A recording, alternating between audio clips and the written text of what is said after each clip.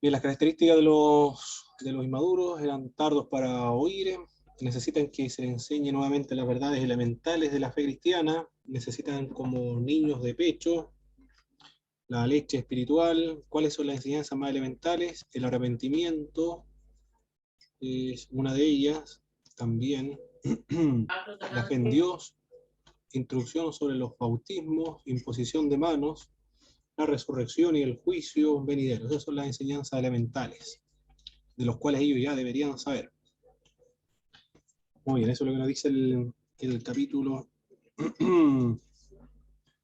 el capítulo 5, entonces. Ahora, del, del capítulo 6, vamos a darle lectura. Capítulo 6, verso del 4 al verso 8. Le vamos a dar lectura a la palabra de Dios, por favor. Hermano Christopher, por favor, le puede dar lectura a esa porción de la escritura. Verso 4 al verso Amén. 8. Porque en el caso de los que fueron una vez iluminados, que probaron el don celestial y fueron hechos partícipes del Espíritu Santo, que gustaron la buena palabra de Dios y los poderes del siglo venidero, pero después cayeron, es imposible renovarlos otra vez por arrepentimiento, puesto que de nuevo crucifican para sí mismo al Hijo de Dios y le exponen a la ignominia pública. Porque la tierra que bebe la lluvia, que con frecuencia cae sobre ella y produce vegetación útil a aquellos por los cuales es cultivada, recibe bendición de Dios. Pero si produce espinos y abrojos, no vale nada. Esta próxima a ser maldecida y termina por ser quemada. Muy bien. Gracias, hermano Christopher. En esta sección vamos a ver las características de las personas que apostata de su fe, que comete este pecado de la apostasía. ¿Qué ha experimentado previamente la persona que comete el pecado de la apostasía?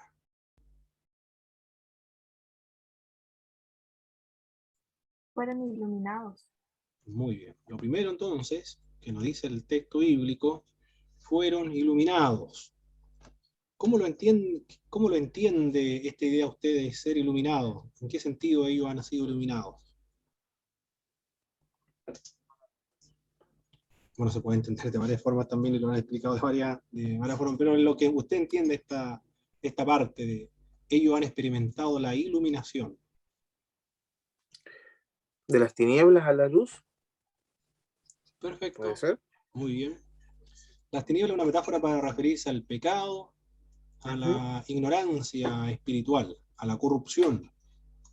La luz tiene que ver con la santidad, con la verdad, con la pureza. Estas personas han sido iluminadas, es decir, han comprendido la verdad.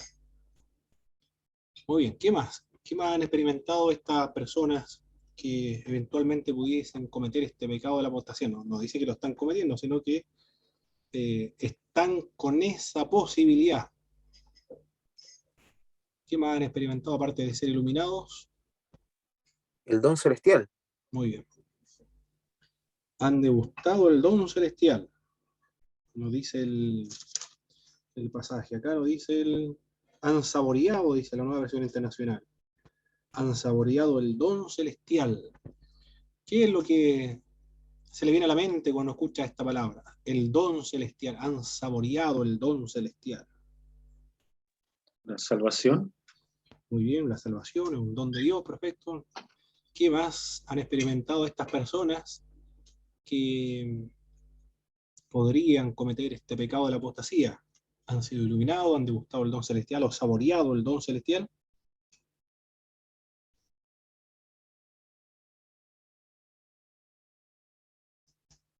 ¿Qué más nos dice el texto bíblico? Han participado del Espíritu Santo. Perfecto. Han sido partícipes. Que han tenido parte, dice la nueva versión internacional. Parte en el Espíritu Santo. Ha sido partícipe del Espíritu Santo, dice La Reina Valera 1960, no sé cómo lo dirán las otras traducciones que tengan nuestras hermanas, parece que había una traducción viviente, no sé cómo lo expresará. Han sido participantes, han experimentado el poder del Espíritu Santo de Dios. Muy bien. ¿Qué más han experimentado estas personas que posiblemente podrían cometer el pecado de la apostasía? Han sido iluminados, han experimentado el don celestial. El poder del mundo venidero. Ah, perfecto. La buena palabra. Ah, faltó algo previo. Algo previo. Sí, Antes de gustar los poderes del siglo venidero. Han experimentado la buena palabra de Dios. Oye, han escuchado la palabra y la han degustado. Perfecto. Y también han experimentado los poderes del siglo venidero. Dice el pasaje bíblico entonces. Los poderes del siglo venidero. Conocen todo aquello. La apostasía lo cometen los incrédulos. La apostasía deliberadamente implica esta idea de deliberadamente, después de haber comprendido la fe, la abandonan. Es similar al pecado de la blasfemia contra el Espíritu Santo, pero no es lo mismo, porque la blasfemia contra el Espíritu Santo lo cometen los incrédulos. Pero sí, la misma característica es deliberado, es consciente. No se debe confundir con la recaída espiritual, que un descarriado para nosotros, una recaída espiritual es un descarriado. Pues el cristiano que se ha alejado de la iglesia, después de un tiempo vuelve, se confiesa sus pecados al Señor, nos dice el libro de Juan. Y los hermanos que se han retirado, se han alejado de la iglesia, después me han comentado que han escuchado a la iglesia predicar al aire libre, y van los hermanos caminando para irse a sus iglesias, mientras van cantando, y ellos no pueden acercarse a ellos, los que están alejados de la iglesia. Otros se ponen a llorar. Yo he visto que se han puesto a llorar cuando nosotros hemos avanzado con la iglesia, cuando predicamos al aire libre, porque no están participando con los creyentes. Esas personas no han cometido el pecado de la apostasía, porque el pecado de la apostasía implica una petrificación del corazón, una insensibilidad a las cosas espirituales. En cambio, ellos se ponen a llorar o no pueden pasar por cerca de una iglesia. ¿Profe? Sí, hermano Alexis. ¿Y cuál es la diferencia ahí en ese caso entre el apóstata y el descarriado? ¿Cómo podemos diferenciarlo nosotros? Perfecto. El descarriado es una persona que ha recaído espiritualmente, no ha negado la fe. Ha tenido problemas con los pastores, puede ser que haya tenido problemas con un hermano de la iglesia, puede ser que un pecado también. El pecado lo ha llevado a alejarse de la iglesia, o vuelto a emborracharse, por ejemplo, o un pecado de inmoralidad, se fue con la hermana de una iglesia, por ejemplo, o con el hermano de la iglesia, ha ocurrido, o se vuelve a la droga. Esa persona ha tenido una recaída espiritual, pero no ha negado la fe, no ha dicho que ya no cree en Cristo, porque ellos saben que están en una condición de pecado, se sienten culpables, tienen conciencia de pecado, no van a la iglesia precisamente por la vergüenza que le causa el pecado, sí, en el caso de un pecado, pero en caso de si está con resentido, por ejemplo, con los miembros de la iglesia, esas son las razones por las cuales no va a la iglesia. Pero ellos no niegan de Dios, siguen creyendo en Cristo, creyendo en Dios, escuchan un himno, sienten en su corazón el himno. Es el descarriado el que ha tenido una recaída espiritual. Pero el apóstata es diferente, porque el apóstata ha negado la fe. Antes había experimentado todo esto, la iluminación, el don celestial, el Espíritu Santo, la buena palabra, los poderes del siglo venidero, probablemente se refiere a los dones espirituales que nos comentaba el libro de Hebreo anteriormente, que cuando ellos escucharon el Evangelio fue confirmado por medio de señales, prodigios, milagros y repartimiento del Espíritu Santo. Es decir, participaron de los poderes del siglo venidero, del Espíritu Santo de Dios, de los dones espirituales. Pero después niegan todo lo que creyeron. Es decir, pueden decir, todo lo que nosotros experimentamos es un, ¿cómo le denominan los sociólogos, los psicólogos? Creo que tienen un nombre a esto. Son éxtasis colectivo, creo que le llaman. Pero son fenómenos propios de la naturaleza, propios de las emociones humanas. Pero no lo ha provocado el Espíritu de Dios, porque no existe el Espíritu de Dios. Son propios de masas que se ponen a cantar y sienten algo. Eso es lo que yo sentí. De Jesús, no, yo antes creía que Jesús era Dios, que era el Salvador del mundo, pero ahora yo creo que es un ser humano común y corriente, que fue concebido por el Espíritu Santo. Si yo no creo que haya sido el Espíritu Santo, Jesucristo, la mamá María, le fue infiel a José, y no fue concebido por el Espíritu Santo, un ser humano común y corriente, y murió, y nunca resucitó de los muertos. Se convierte, por ejemplo, en un testigo de Jehová, en un mormón. No, un testigo de Jehová tiene que ser un testigo de Jehová, en un budista o hinduista. Ese es un apóstata. El apóstata pierde toda sensibilidad a los asuntos espirituales que ha negado. Ya no tiene ningún respeto de hablar contra Jesús, contra el Espíritu Santo, contra Dios, contra la Biblia, porque ha dejado de creer en todo aquello. Se puede burlar, se puede reír de todas las cosas sagradas. El descarriado, el que tenía una recaída espiritual, nunca se va a burlar, nunca va a decir nada contra Jesús, contra Dios, contra el Espíritu Santo, contra la Biblia. Nunca va a emplear alguna grosería, alguna blasfemia contra las cosas sagradas. Lo que el apóstata sí puede hacer, porque tiene respeto por las cosas sagradas. No ha abandonado la fe, sigue creyendo. Pero por algunas circunstancias se ha alejado de la comunión cristiana. Es insensible. Su corazón se ha petrificado deliberadamente y conscientemente, sabiendo, conscientemente en el sentido de antes creía en Jesucristo, ahora ha dejado de creer. Por lo tanto, nada de las obras espirituales para llevar a esa persona al arrepentimiento van a ser eficaces. Pero no porque el Espíritu de Dios no tenga el poder suficiente para persuadirlo a creer. El problema no consiste ahí, no radica en Dios, sino que radica en el incrédulo, que no se puede convertir por la naturaleza de su pecado, que es la apostasía, porque su corazón se ha petrificado, se ha insensibilizado al Espíritu de Dios. Deliberadamente ha negado la fe, ha abandonado la fe cristiana.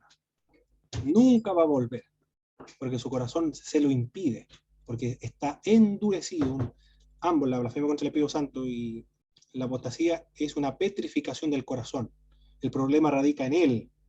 Nada de lo que haga el Espíritu de Dios podrá sensibilizar a ese corazón que ya está petrificado. Esa es la gran diferencia entre una recaída espiritual y una apóstata. Hay esperanza para el que ha recaído espiritualmente, porque Juan, aquella persona que ha pecado, vuelve nuevamente, se arrepiente, confiesa su pecado y el Señor lo recibe. Esto también lo vio John Wesley. Él vio muchas personas que decían de la iglesia y después volvían. Él lo interpretó como apostasía, pero nosotros lo vemos como recaída espiritual solamente. Y nosotros lo vemos en nuestras congregaciones. Hermanos que tienen conflicto con hermanos, con el diácono, con los pastores, con la pastora, que no le gusta el coro, la organización, en fin, o ha pecado. Volvió a consumir droga, a emborracharse, a la inmoralidad nuevamente volvió. Y esas son las razones por las cuales no participa de la comunión cristiana. Pero después de un tiempo, recapacita, porque alguien ha escuchado una predicación, porque alguien le ha hablado de que vuelva, se arrepienta de todos los pecados que ha cometido y vuelva a la comunión cristiana. Él va a volver, y muchos han vuelto a las congregaciones cristianas. Esas son recaídas espirituales o se han descarriado. El apóstata nunca va a volver, no hay esperanza para el apóstata. Juan dice, hay pecados de muerte que digo yo que se oren por ellos, pero hay pecados de muerte que yo digo que no se ore por los que han cometido el pecado de muerte. Probablemente el pecado de muerte se refiere a la apostasía, porque esa persona ya, aunque se ore por la salvación de esa persona, si ya cometió el pecado de la apostasía, nada lo va a hacer cambiar, porque su corazón se ha petrificado. Muy bien, esa es la diferencia. No sé si ha quedado claro, hermanos, entre la apostasía y, y la recaída espiritual. Muy bien, Sí, profe. perfecto. Profe, pero personalmente me cuesta entender un poco esa diferencia y llamar hermanos a aquellos que se les dice que han recaído, porque claro, deliberadamente pecan con conocimiento y pueden pasar muchos años, y, y como pueden pasar años, a lo mejor ni siquiera vuelven. Entonces, personalmente a mí me cuesta entender un poco de que ellos hayan sido realmente salvos. No, no es que sea partidario del calvinismo, dijo, pero en ese caso comparto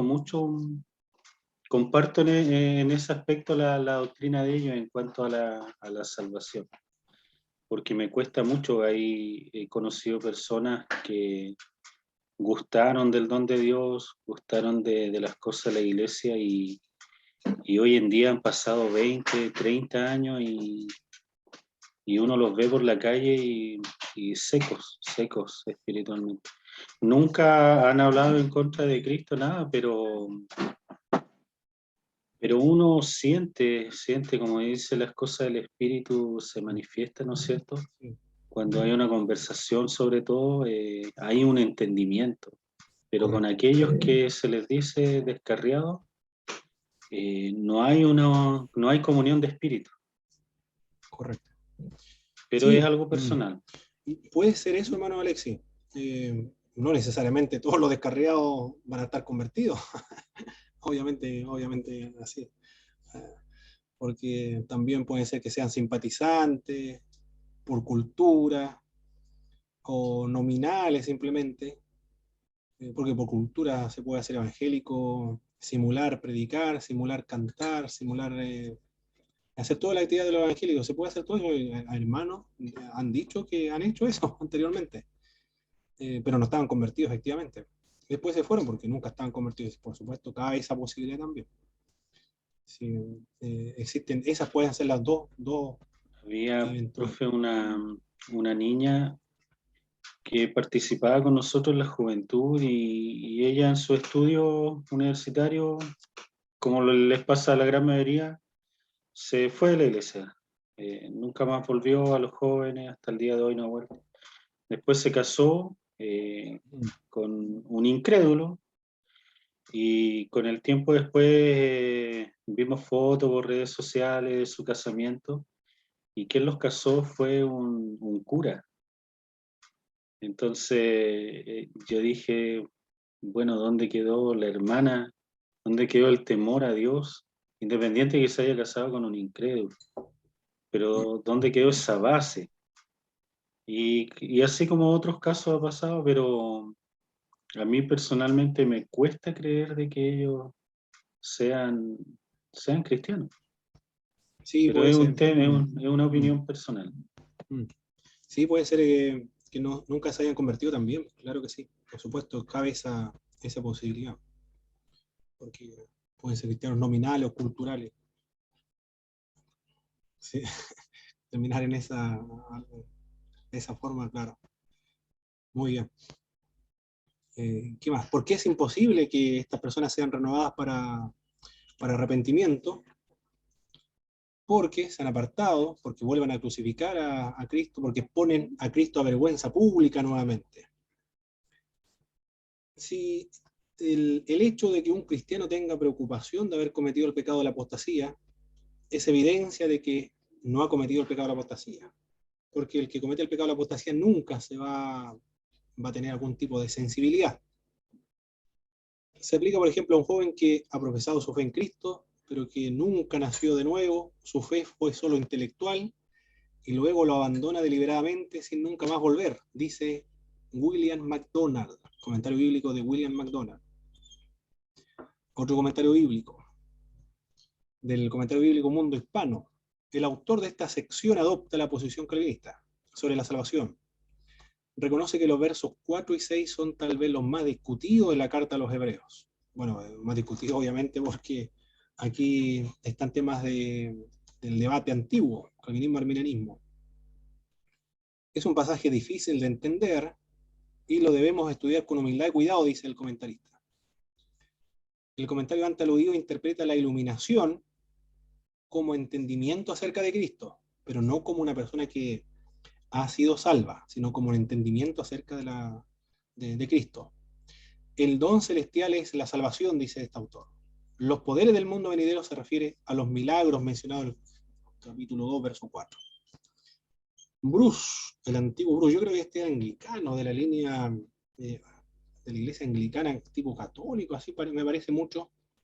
O no sé cuál será la línea de Bruce, pero interpreta el don celestial como la Eucaristía. Sin embargo, no necesita ser restringido a la Eucaristía, dice, con respecto al don de celestial. Puede indicar la suma total de las bendiciones espirituales que están selladas sacramentalmente y cobran significado en la Eucaristía. Este autor es arminiano. Por eso es muy raro lo que opina Bruce.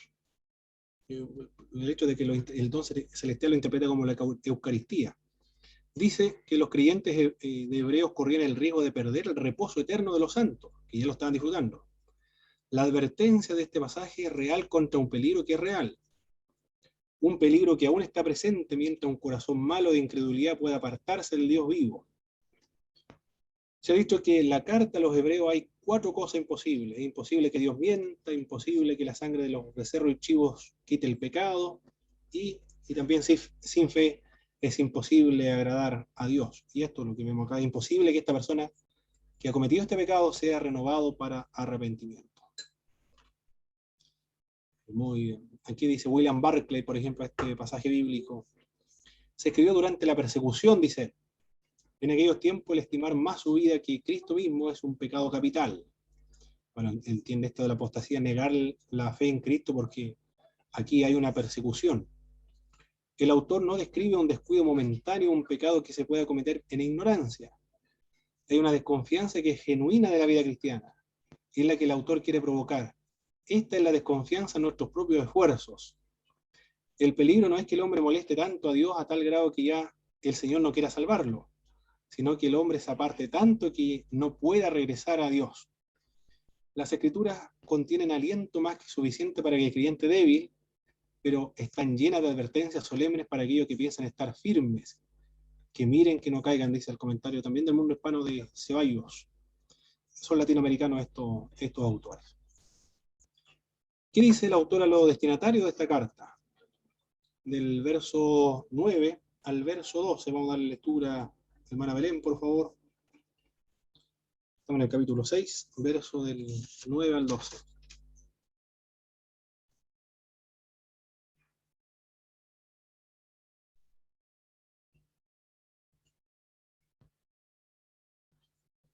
Aparece la hermana Andrés, ¿no está?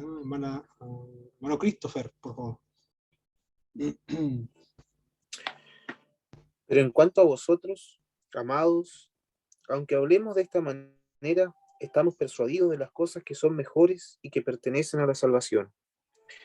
Porque Dios no es injusto como para olvidarse de vuestra obra y del amor que habéis mostrado hacia su nombre, habiendo servido y sirviendo aún a los santos. Pero deseamos que cada uno de vosotros muestre la misma solicitud hasta el fin, para alcanzar la plena seguridad de la esperanza, a fin de que no seáis perezosos, sino imitadores de los que mediante la fe y la paciencia heredan las promesas. Perfecto. Muy bien. ¿Qué dice entonces el autor a los destinatarios? Les espera algo mucho mejor. Han glorificado a Dios. ¿De qué manera? Por medio de las buenas obras y amor que han mostrado a los santos. Le dice que continúen con ese mismo empeño, que no se vuelvan perezosos, que imiten la fe y la paciencia de los verdaderos creyentes. Bueno, esos son los consejos que nos dice este autor desconocido. No sabemos quién fue el que escribió esta epístola a los hebreos. 2 cosas que se encuentran implícitas en este pasaje. se nos da a entender que aún si estas personas a las que se escribe no han crecido en la fe, en el conocimiento como debían, y aún así han dejado que se les enfriara el primer entusiasmo, no han fallado en el servicio práctico a sus hermanos en la fe. Es decir, puede que estén tambaleando, pero todavía siguen haciendo estas obras prácticas. El autor anima a los lectores que sigan el ejemplo de aquellos modelos de fe. Perfecto. Que sigan el ejemplo de los hombres y mujeres de fe. Y terminamos esta parte de la escritura, vamos a dar un repaso de lo que estuvimos viendo anteriormente. Bien, hermano Alexis Macé, la humildad de Jesucristo se demuestra ¿en qué? En los primeros capítulos del libro de Hebreos. Él fue hecho un poco menor. Los ángeles. Un poco menor que los ángeles, muy bien. Hermano David, ¿en qué más se demostró la humildad de Jesucristo? Él padeció. Sufrió igual que nosotros. Perfecto, padeció la muerte, muy bien. Y hermano Christopher, ¿qué más experimentó Jesucristo? ¿En qué sentido él se hizo o se expresa la humildad, o se demostró la humildad? Él fue perfeccionado también. ¿De qué manera? A través del sufrimiento. Perfecto, perfecto. Por medio del sufrimiento. Perfecto. Por esa razón, hermana Belén, el Señor nos avergüenza de llamarnos a los creyentes hermanos. Bien, perfecto. Y también por último, hermana Daray, ¿de qué manera el Señor demostró su humildad o exhibe su humildad? En hacerse. Adoptó la naturaleza humana. Perfecto, se encarnó o adoptó nuestra naturaleza humana. Jesucristo es superior a Moisés. ¿En qué sentido Cristo es superior a Moisés? En que Él es el Hijo. Perfecto, Él es el Hijo de la casa. Es el Hijo de la casa, ¿qué más? Es superior a Moisés por su fidelidad. Por la fidelidad que él tiene, perfecto. ¿Qué más? Se le asignan... Tiene mayor honor. Tiene mayor honor, se le asignan títulos de... Moisés fue siervo. Fue siervo solamente, perfecto. Y los títulos que se le asignan a Cristo, ¿cuáles son? Apóstol y sumo sacerdote. Apóstol y sumo sacerdote, lo que no se le aplicó a Moisés. Muy bien. Se le asignan títulos excelsos. ¿De qué manera podemos nosotros ingresar a la gracia de Dios? Bueno, no solamente, claro, el texto no lo menciona. Pues no solamente Hebreos. ¿De qué manera? ¿Por medio de quién? Por medio de la obra de Cristo. Los sumos sacerdotes tenían que tener ciertos requisitos. ¿Cuáles son estos requisitos que debían ostentar los sumos sacerdotes? Ellos debían ser escogidos por Dios. Por Dios, muy bien, debían ser escogidos por Dios. ¿Qué más? Dentro de los hombres. Dentro de los hombres. ¿Y representaban a quiénes? A los hombres. Delante de Dios, muy bien, representantes de los seres humanos delante de Dios. ¿Qué labor tenían que cumplir los sumos sacerdotes? Hacían dones y sacrificios. Dones y sacrificios, perfecto.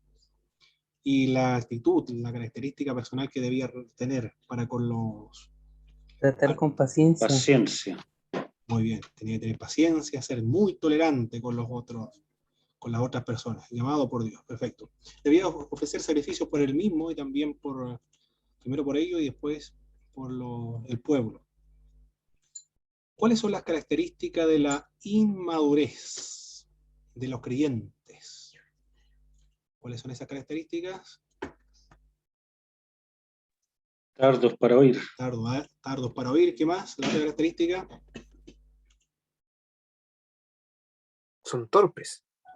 O torpes para oír. Bueno, la misma idea, torpes actualmente, sí. ¿Qué más? ¿Que ellos son como niños? Son como niños, muy bien. Necesitan que se les enseñe nuevamente qué cosas. Las verdades elementales. Perfecto, las verdades elementales. ¿Cuáles son estas verdades elementales? El bautismo. Arrepentimiento, bautismo. Fe. Fe. Bautismo. Imposición de manos. Imposición de manos también. Y resurrección de los muertos. Resurrección y el juicio, perfecto. Esas son las doctrinas elementales. Las personas que cometen el pecado de la apostasía, o eventualmente podrían cometer el pecado de la apostasía, ¿qué han experimentado previamente? La Entonces, iluminación. El don celestial, Iluminación. han sido iluminados, La buena palabra de han Dios. degustado de la buena palabra de Dios y también Los poderes del mundo han venidero. experimentado los poderes del siglo venidero. Perfecto, eso fue lo que estuvimos viendo en esta clase. Entonces, inmediatamente pasamos a la siguiente. Vamos a trabajar con la siguiente. Ah, no, esta es la misma. Esta es la misma. Esta lo vamos a seguir con, entonces.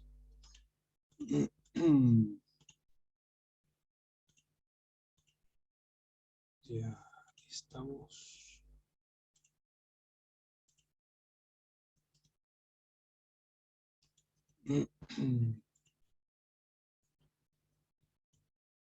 Perfecto. En el capítulo 6, seguimos entonces del verso 13, vamos a darle lectura al verso 20. Hermano David, por favor, verso 13 al verso 20.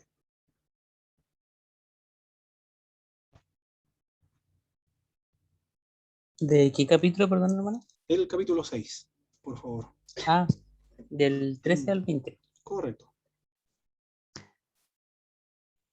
Cuando Dios hizo sus promesas a Abraham, como no tenía nadie superior por quien jurar, juró por sí mismo y dijo, te bendeciré en gran manera y multiplicaré tu descendencia. Y así, después de esperar con paciencia, Abraham recibió lo que se le había prometido. Los seres humanos juran por alguien superior a ellos mismos y el juramento, al confirmar lo que se ha dicho, pone punto final a toda discusión. Por eso Dios, queriendo demostrar claramente a los herederos de la promesa que su propósito es inmutable, la confirmó con un juramento. Lo hizo así para que mediante la promesa y el juramento, que son dos realidades inmutables en las cuales es imposible que Dios mienta, tengamos un estímulo poderoso. Los que buscan dos refugios nos aferramos a la esperanza que está delante de nosotros.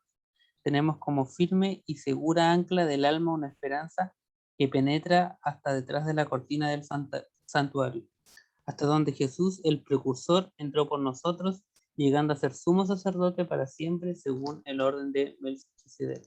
Muy bien, muchas gracias, hermano David. En estos versos del 13 al verso 20, en el texto se nos dice que Cristo entró como nuestro precursor. La palabra griega que va a ser utilizada ahí es prodomos. Esta palabra quiere decir uno que se apresura, es un pionero, un explorador que se adelanta para ver si el terreno está bien para que pueda avanzar las tropas o no. Jesús entró entonces en la presencia de Dios para que todos los seres humanos le pudieran seguir a salvo. ¿Qué es lo que garantiza la promesa? Lo que nos dice el verso 13. Hay algo que nos garantiza la promesa que Dios nos dio. ¿Cuál es esta promesa? O sea, perdón, ¿de qué manera? ¿De qué manera qué hizo Dios para garantizar la promesa? Juró por sí mismo. Perfecto. Juró por sí mismo, eso es lo primero que nos dice. Juró por sí mismo. ¿Y qué le prometió Dios a Abraham en el verso 14?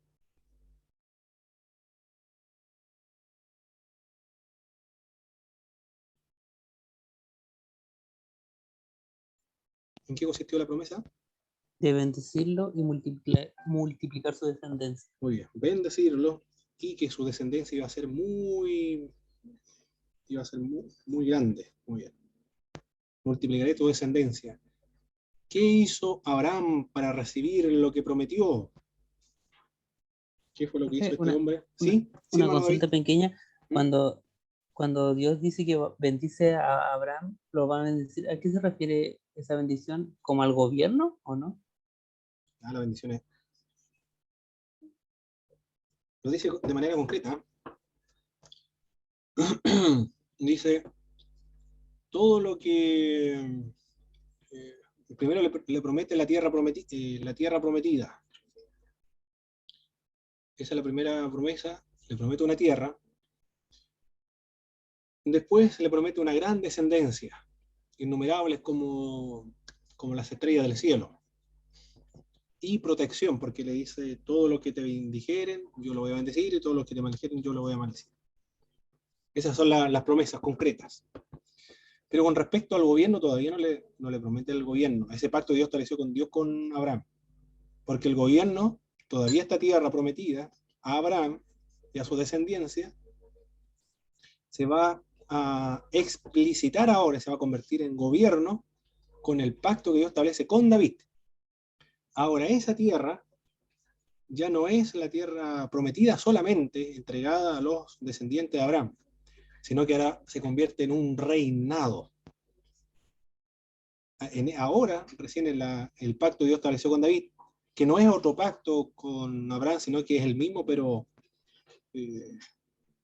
no es, sí, es el mismo pacto que se renueva ahora con David, pero el mismo que estableció con Abraham. Ahora se convierte o adquiere esta tierra connotaciones de gobierno, porque ahora es un reino. Pero todavía, por lo menos, no se explicita que va a ser un gobierno.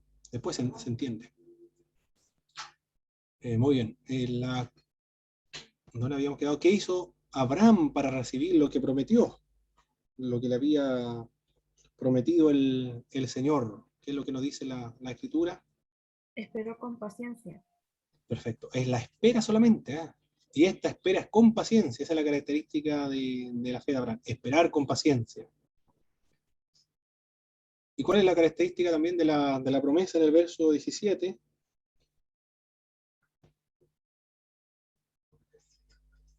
La característica de la promesa. ¿Cuál será la característica esta de la promesa? Inmutable. Esa es, ¿eh? No cambia, no varía, siempre va a ser la misma, inmutable. Las dos, ¿y cuáles? Ahí se menciona después las dos cosas que son inmutables. Una de ellas es la promesa, y después, ¿qué más es inmutable? Aparte de la promesa. Juramento. El juramento, muy bien, la versión actualizada está mucho más mucho más claro.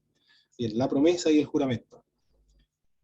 ¿Y qué produce en el creyente el juramento y la promesa que Dios le ha dado? Una esperanza segura y firme. Ya, eso es, una enseñanza segura y firme entonces. En el verso 15 nos dice paciencia. Este vocablo paciencia viene del macrotimia. Está compuesta o está derivada de macros, que significa largo, y timia, pasión. Expresa la paciente expectación de Abraham. Bueno, tiene una larga paciencia. Esa es la idea de macrotimia en la Sagrada Escritura, larga paciencia. Es la misma característica de Abraham, que es un fruto del Espíritu, que nos presenta en el libro de la paciencia. Muy bien. Aquí vemos la paciencia de Abraham, la promesa de Dios en Siquem, en Génesis capítulo 12, la promesa de Dios después del episodio con Lot, en Génesis 13, Abraham quiso que su mayordomo fuera el heredero, Génesis capítulo 15, Abraham a los 86 años nace Ismael, en el capítulo 16, Isaac nació cuando Abraham tenía 100 años, después de 24 años de la promesa, 60 años después del nacimiento de Isaac, nacieron Jacob y Esaú, Génesis 25. Cuando estos niños llegaron a los 15 años, Abraham murió a la edad de 175 años. Conoció al hijo del pacto y también conoció al nieto del pacto. Muy bien, esta tenemos una panorámica completa de la larga paciencia de Abraham para esperar la promesa que Dios le había dado, de la tierra, de la gran descendencia y la bendición, la protección que le iba a dar. En el capítulo 7 se nos dice que Jesucristo es un sacerdote conforme al orden de Melquisedec. Vamos a darle lectura, por favor, de 3 versos bíblicos, hermano. Christopher, por favor, del verso 1 al verso 3. Y después del 4 al 6, la hermana Belén. La hermana Danay está por allá. ¿Está la hermana Danay aquí? No la veo. Está por acá, ahora sí. Hermana Danay. Y el hermano Alexis del verso 8 al 10, por favor. Porque este Melquisedec, rey de Salem, sacerdote del Dios Altísimo, salió al encuentro de Abraham cuando éste regresaba de la matanza de los reyes y lo bendijo, Abraham le entregó el diezmo de todos los despojos, cuyo nombre significa primeramente Rey de Justicia y luego también Rey de Salem. Esto es, Rey de Paz. Sin padre, sin madre, sin genealogía, no teniendo principio de días ni fin de vida, siendo hecho semejante al Hijo de Dios, permanece sacerdote a perpetuidad. Consideren entonces la grandeza de este Melquisedec. Incluso Abraham, el gran patriarca de Israel, reconoció esto al entregarle la 10ª parte de lo que había capturado en la batalla. Ahora bien, la ley de Moisés exigía que los sacerdotes, que son descendientes de Leví, le cobraran el diezmo al resto del pueblo de Israel, quienes también son descendientes de Abraham. Sin embargo, Melquisedec, que no era descendiente de Leví, recibió de Abraham la 10ª parte, y Melquisedec bendijo a Abraham, quien ya había recibido las promesas de Dios.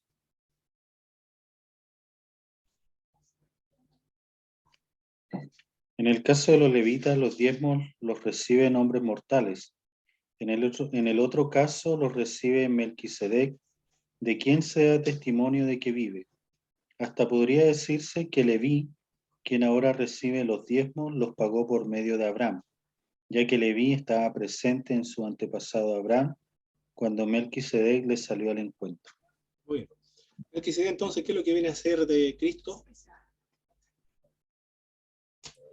Un tipo. Un tipo del Señor Jesucristo. Sabemos que es un tipo porque el Nuevo Testamento lo menciona, acá Abraham lo está mencionando. ¿Cuáles son las características de este rey? Primero, él es un rey de Salem, nos dice el verso 1. ¿Sí, hermano Christopher? De justicia. Muy bien. Antes de eso, sacerdote del Dios Altísimo. Pues la otra característica de este rey, bendijo a Abraham. Y la otra, no tiene padre, ni tampoco genealogía. Esas son las características de este rey. Eso, hermano Christopher, parece que me está haciendo una pregunta, ¿o no? No, profesor, disculpe, se me había quedado pegado el micrófono. ¿No? Ok, muy bien. En Rey de Salem, entonces, lo primero que nos dice, ¿qué significa su nombre? Rey de justicia, en Rey de Salem. El autor comienza con la idea de que la religión es lo que es acceso a Dios. Para poder contactarse con Dios se requería dos cosas. La ley, si se podía cumplir fielmente, podría comunicarse directamente con Dios. Pero como el hombre no puede cumplir cabalmente la ley, se instituyó el sistema de los sacerdotes y los sacrificios para poder acercarse a Dios. Porque la religión, desde el punto de vista, es un acceso a Dios. Por medio de la ley no se pudo, pero por medio del sistema de los sacerdotes y los sacrificios sí. Pero los sacerdotes debían ofrecer sacrificio primero por ellos mismos y luego a favor del pueblo. Además sabían que la sangre de los animales no quita el pecado, no puede eliminar el pecado. Por tanto, se requiere otro sacerdocio y otro sacrificio. Y es precisamente esto lo que va a llevar a cabo Cristo. Este sacerdote, según el orden de Melquisedec, es el argumento del escritor al libro de los Hebreos.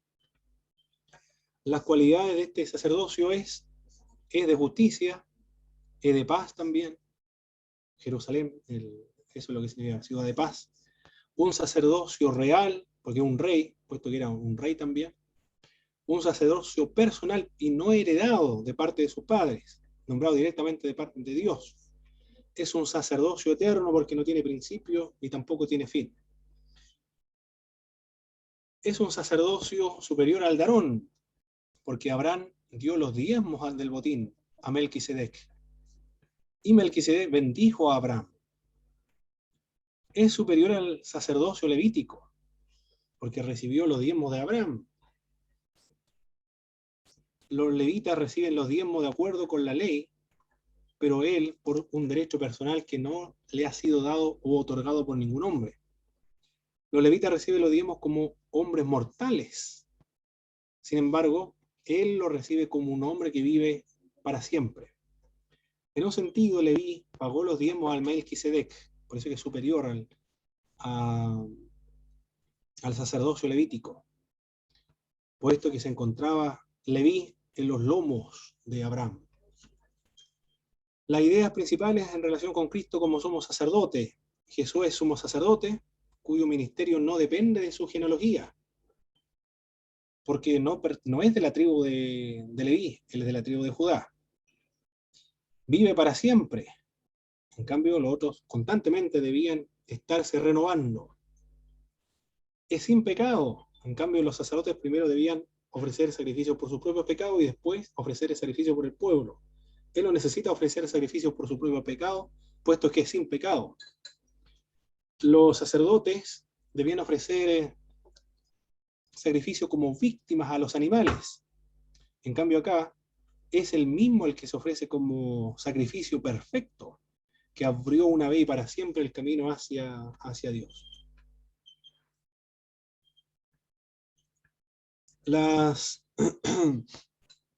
Bueno, después en el verso 26 y 28 habla acerca de las palabras que se utilizan para referirse al Señor Jesucristo. Aquí, el hecho de que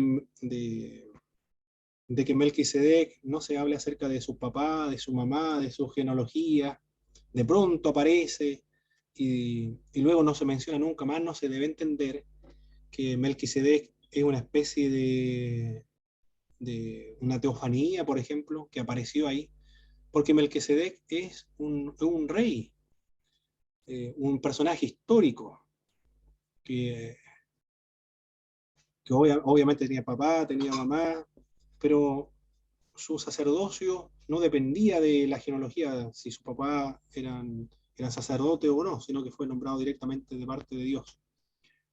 Aquí lo que está haciendo el autor de Hebreo es interpretar los silencios de la Biblia, que era un procedimiento de parte de los judíos. Cuando la Biblia no hablaba, ellos lo interpretaban. ¿Qué quería decir cuando la Biblia no habla?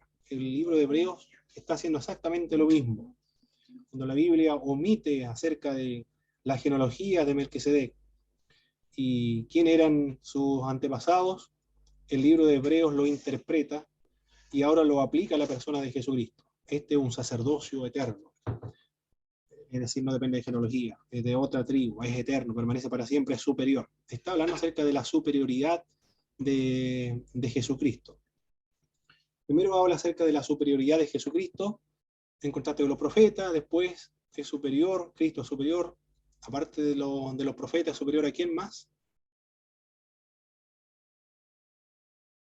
A Moisés, Es superior a Moisés, perfecto. a los ángeles, Es superior a los ángeles, muy bien. Es superior a quién más? A los profetas. A los profetas, al sumo sacerdote y ahora al sacerdocio levítico.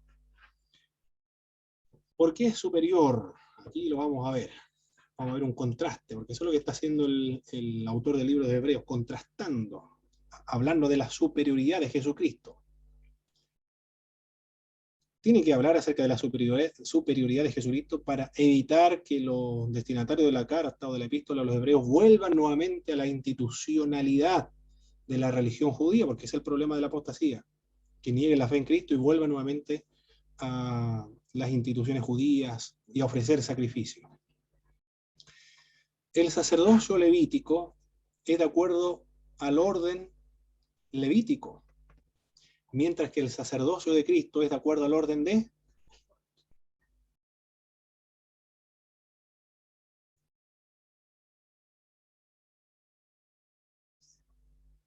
Nos dice el libro de Hebreos, si el sacerdocio levítico es de acuerdo al orden de Leví, el sacerdocio de Cristo es de acuerdo al orden de Melquisedec. Melquisedec, perfecto. El sacerdocio levítico no alcanza la perfección, mientras que el sacerdocio de Cristo ha hecho perfecto, nos dice la Escritura, a los santos por medio de la obra que Él ha realizado. El sacerdocio levítico es de la tribu de Leví, mientras que el sacerdocio de Cristo es... ¿De qué tribu proviene Jesús de Nazaret? De Judá. Perfecto, de la tribu de Judá. Muy bien. El sacerdocio levítico surge del poder legal humano en el verso 16, mientras que el sacerdocio de Cristo surge del poder de una vida indestructible. No se puede destruir, permanece para siempre. El sacerdocio levítico no tiene necesidad de juramento, mientras que el sacerdocio de Cristo acá se realizó por medio de un juramento. El sacerdocio levítico está limitado por la muerte, mientras que es lo que nos dice el autor de Hebreos con respecto a Jesucristo. Este sacerdote, en el verso 24, permanece para siempre, de acuerdo al orden de Melquisedec. El sacerdocio levítico no puede salvar, eso lo dice en el verso 25, en el capítulo 7. Por eso también puede salvar por completo a los que por medio de él se acercan a Dios, ya que vive para siempre, para interceder por ellos. En cambio, el sacerdocio de Cristo es el que puede salvar permanentemente o eternamente. En el verso 26 nos convenía de tener un sumo sacerdote santo, irreprochable, puro, apartado de los pecadores y exaltado sobre todos los cielos, sobre los cielos. Por lo tanto, este sacerdote tiene cualidades finitas. El sacerdocio levítico tiene finalidades finitas, mientras que el sacerdote de Cristo, el sacerdocio de Cristo tiene finalidades infinitas porque es santo, es irreprochable, es puro, apartado de los pecadores y exaltado sobre todos los cielos. El sacerdocio levítico debían realizarse muchos sacrificios, una y otra vez. Mientras que en el verso 27 nos dice, a diferencia de los otros sumos sacerdotes, él no tiene que ofrecer sacrificio día tras día, primero por sus propios pecados y luego por los pecados del pueblo, porque él ofreció el sacrificio una sola vez y para siempre, cuando se ofreció a sí mismo. En cambio, el sacrificio del sacerdocio de Cristo, basta un solo sacrificio para ser perfecto a los santos. Muy bien. El sacerdocio levítico es ejercido por hombres débiles, nos dice el verso 28. En cambio acá, con respecto a Cristo, de hecho la ley designa como sumo sacerdote a hombres débiles, pero el juramento posterior a la ley designa al Hijo a quien ha sido hecho perfecto para siempre. En cambio, Jesús hecho perfecto para siempre. Ahí tenemos los contrastes entre el sacerdocio levítico y el sacerdocio de Cristo. Algunas consideraciones acá de Melquisedec. Sin padre, sin madre, se dice con respecto a Melquisedec, que no tiene principio de días ni fin de días. No quiere decir que es una anomalía biológica, ni tampoco un ángel con disfraz humano o que es una manifestación de Dios. Históricamente pertenece a una dinastía de sacerdotes reyes. Aquí lo que se está haciendo es interpretar los silencios de las Sagradas Escrituras. Bien, eso es lo que teníamos que ver en esta parte de la clase 4. Vamos a dar un repaso ahora de lo que estuvimos viendo.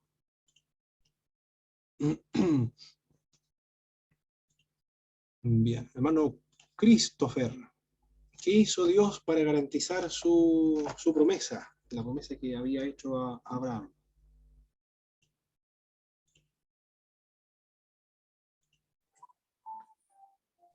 Un pacto. Un pacto o no era un pacto, era un juramento. Eso es lo que nos dice. Un juramento. Un juramento, por medio de un juramento, para garantizar la promesa que Dios le hizo a Abraham. ¿Qué le prometió Dios a Abraham, hermano David? Que lo menciona el libro de Hebreos. Que lo bendeciría y que le multiplicaría la descendencia. Muy bien, la multiplicación, perfecto. ¿Y qué fue lo que hizo Abraham para recibir lo que Dios le había prometido, hermano Alexis? Que tenga paciencia. Exactamente, macrotimia, larga paciencia. Una larga paciencia, perfecto. ¿Cuáles son las dos cosas inmutables que nos presenta el libro de Hebreo, hermana Belén?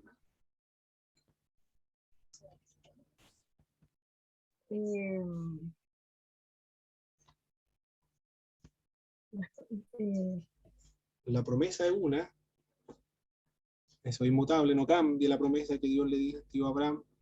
Y lo otro, el juramento. Juramento. El juramento. ¿Y qué produce en el creyente la promesa y el juramento? Nos estimula y tendremos también seguridad. Las características de Melquisedec, hermana Danay, ¿cuáles son las características de Melquisedec? Él es Rey de Salem. un rey de Salem, no solamente rey, sino que también él es Sacerdote. sacerdote, perfecto, de Dios Altísimo. ¿Qué fue lo que hizo Melquisedec? Bendijo a Abraham. Muy bien, bendijo a Abraham. ¿Y qué es lo que no tiene Melquisedec? Padre Padre ni ni madre, genealogía. Genealogía, no tenía genealogía padre y madre. genealogía. Bueno, no quiere decir que no haya tenido históricamente o físicamente un papá o una mamá, sino que no depende su sacerdocio del nombramiento por genealogía, no depende su sacerdocio por genealogía, a diferencia del sacerdocio arónico. Perfecto. Muy bien, eso es lo que estuvimos viendo en esta clase. La próxima corresponde, a ver, tenemos una clase después, la primera parte, y después viene el examen, el examen A de epístolas generales. Muy bien.